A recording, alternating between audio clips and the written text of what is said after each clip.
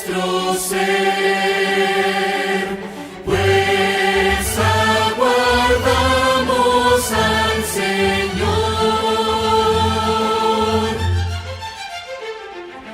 Fe poseemos que Jesús nos da. Fe en las promesas que Él nos dio.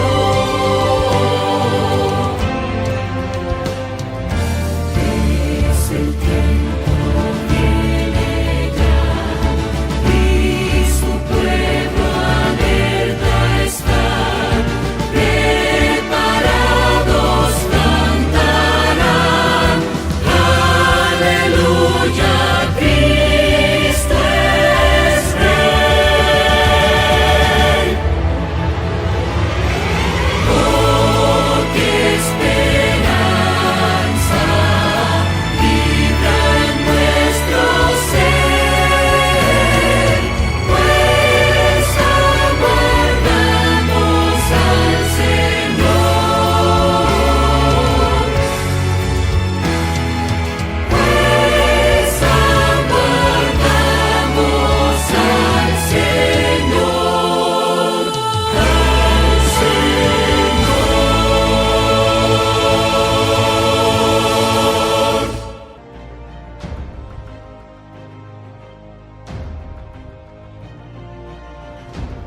Las palabras de Wycliffe se cumplieron. Mientras la cristiandad se hallaba envuelta en tumultos, el reformador, en su rectoría de Lutherworth, se dedicó a la tarea que había escogido y al fin completó la obra que se había propuesto, el arma más poderosa contra Roma, la Biblia. Entonces, la palabra de Dios quedó abierta para Inglaterra. Había puesto en manos del pueblo inglés una luz que jamás se extinguiría. Como todavía no se conocía el arte de imprimir, los ejemplares de la Biblia no se multiplicaban sino mediante un trabajo lento y fatigoso. Muchos, voluntariamente, se dedicaron a copiarla en su totalidad o porciones de ella. Así es como la Biblia de Wycliffe no tardó en abrirse paso en los hogares de la gente. En lugar de los dogmas papales, Wycliffe enseñaba las doctrinas distintivas del protestantismo, la salvación por medio de la fe en Cristo y la infalibilidad única de las Escrituras. Y así es como la nueva fe fue aceptada por casi la mitad del pueblo inglés. La aparición de las Escrituras llenó de profundo desaliento a las autoridades de la Iglesia. Estas ahora tenían que enfrentar a un agente más poderoso que Wycliffe, un agente contra el que todas sus armas servían de poco. Nuevamente, los caudillos papales quisieron silenciar la voz del reformador. Le citaron sucesivamente ante 3 tribunales para juzgarlo, pero sin resultado. Primero, un sínodo de obispos, con apoyo de un joven Ricardo II, declaró que sus escritos eran heréticos. Obtuvieron un decreto real que condenaba a prisión a todos los que sostuvieran las doctrinas condenadas. Wycliffe apeló del sínodo al Parlamento, demandó al clero ante el Concilio Nacional y exigió una reforma de los abusos sancionados por la Iglesia. Con poder de convicción, describió la usurpación y las corrupciones de la sede papal. Entusiasmados por las elocuentes interpelaciones de Wycliffe, el Parlamento revocó el edicto de persecución y el reformador se vio nuevamente en libertad.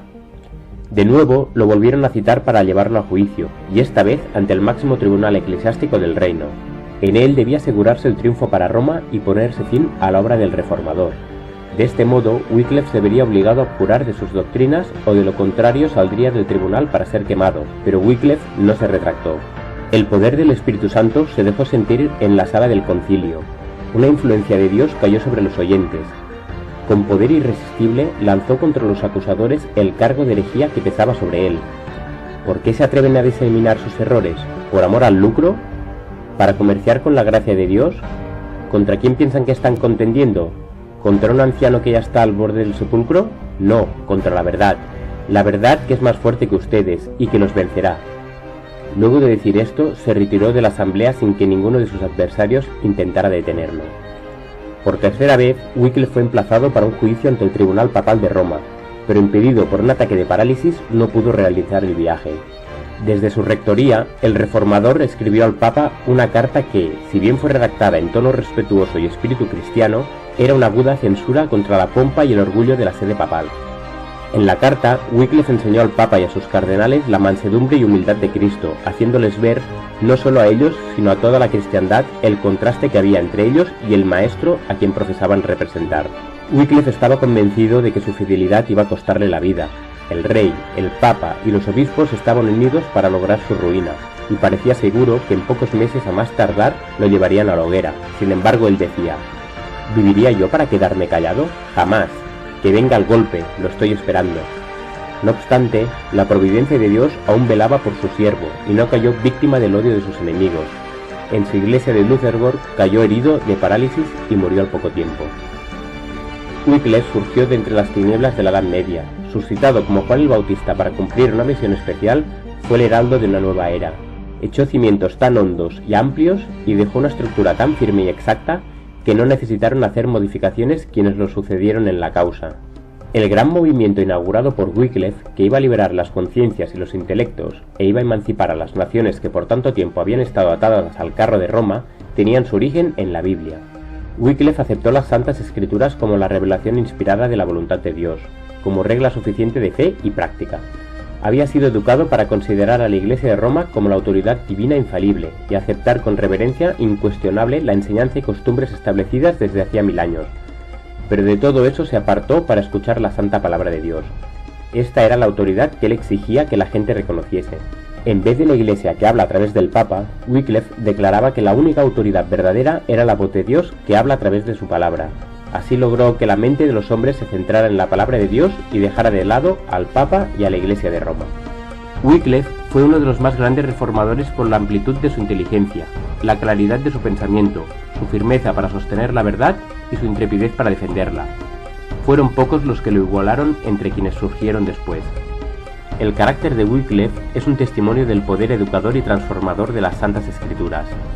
La Biblia expande la mente, aguza las percepciones y madura el juicio. El estudio de la Biblia ennoblecerá el pensamiento, los sentimientos y las aspiraciones. Da constancia en los propósitos, paciencia, valor y perseverancia. Refina el carácter y santifica el alma. Un estudio serio y reverente de las Escrituras daría al mundo hombres de principios más nobles que los que pueden resultar de la más hábil enseñanza de la filosofía humana. El salmista dice: «La abertura de tus palabras alumbra, a los simples les da inteligencia». Las doctrinas que enseñó Wycliffe siguieron cundiendo por algún tiempo. Sus partidarios, wyclifistas y lollardos, no solo recorrieron Inglaterra, sino que esparcieron por otras partes y llevaron a otros países el conocimiento del Evangelio. Algunos miembros de la nobleza y la misma esposa del rey estaban entre los conversos. En muchos lugares se notó un cambio notable en las costumbres de la gente, y se sacaron de las iglesias los símbolos idolátricos del romanismo. La despiadada persecución se desató sobre aquellos que se atrevían a aceptar la Biblia como su guía.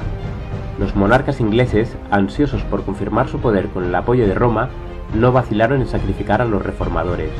Por primera vez en la historia de Inglaterra fue decretada la hoguera contra los discípulos del Evangelio. Se los perseguía como enemigos de la Iglesia y traidores de la realeza, pero ellos continuaron predicando en lugares secretos, buscando refugio lo mejor que podían en las humildes casas de los pobres y muchas veces escondiéndose en cuevas y cavernas de la tierra.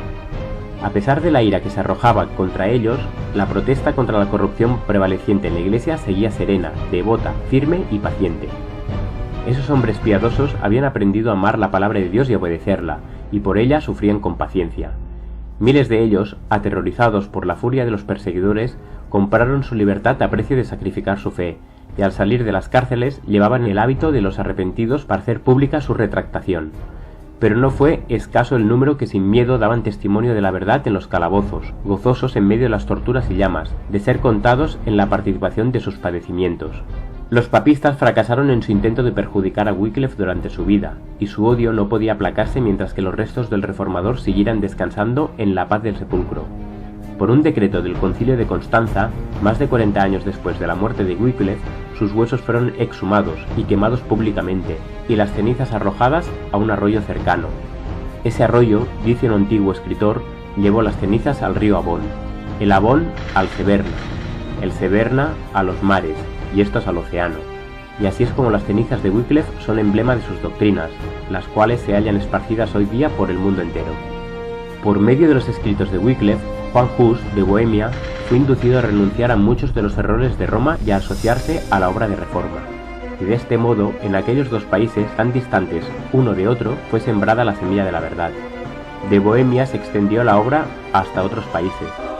La mente de los hombres fue encauzada hacia la palabra de Dios, que por tanto tiempo había sido relegada al olvido, La mano divina estaba así preparando el camino a la gran reforma.